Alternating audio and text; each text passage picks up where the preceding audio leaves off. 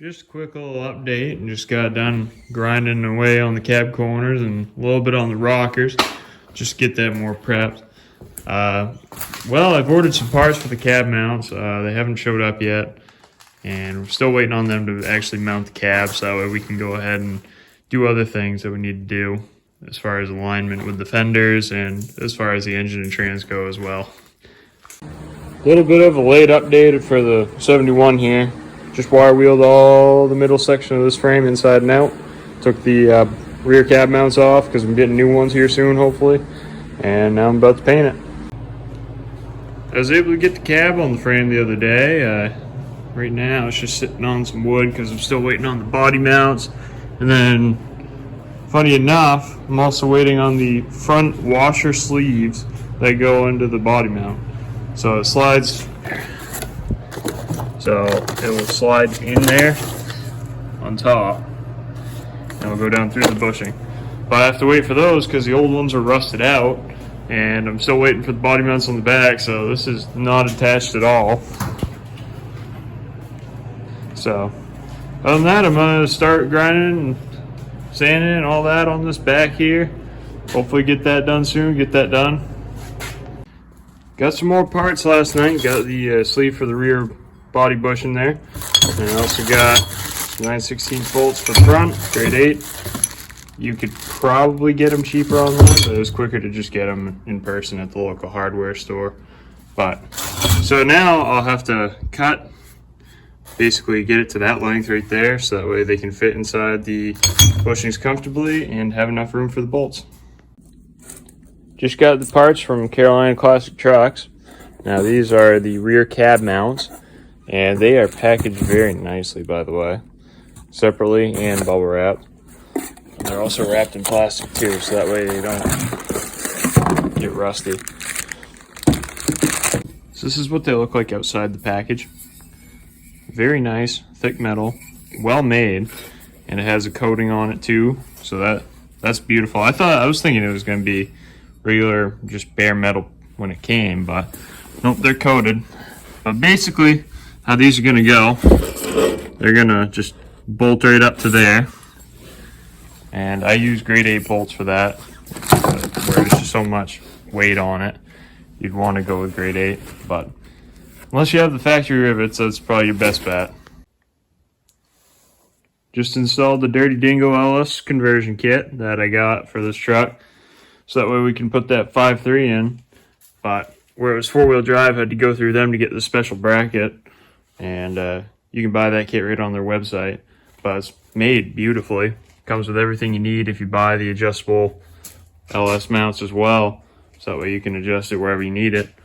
But yeah, everything looks pretty good. You do have to drill holes, by the way. This isn't completely bolt-on. You have to drill holes, and on mine I had to drill 4 holes on each side. But other than that, it is bolt-on for the most part.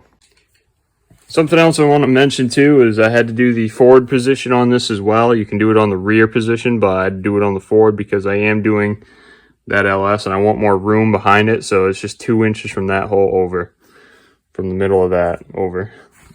Other than that, should be good, coming along smoothly. So another little update for the 71 tow rig here. We got the transmission mount right here.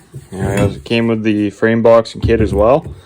The only complaint I do have is this was opened inside the box, so it sounded like a Lego set when I picked it up. But everything else looks really good on it. Can't wait to install it. Another update on the 71 tow rig. Got it all mounted to the frame.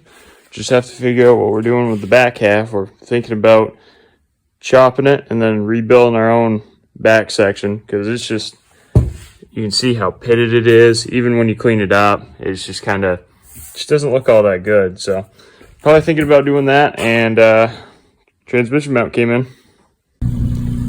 Just loaded up the pallet, and we're going to be off to go get our 4-wheel drive 4L80 for the 71 tow rig. Well, just picked up the 4L80.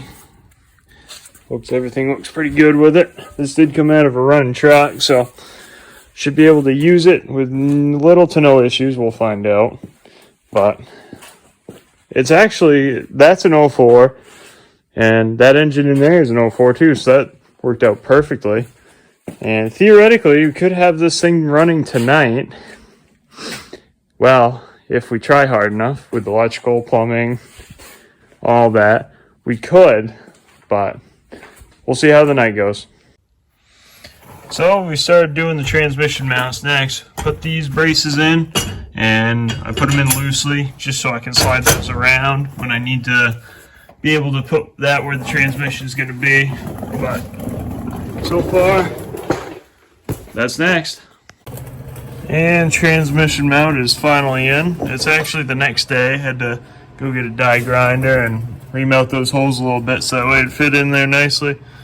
Because what ended up happening is this brace was pushing against the frame rails on both sides, and it wasn't lining up with these holes. So used a couple of ratchet straps and die grind the holes out a little bit, and we're good to go now.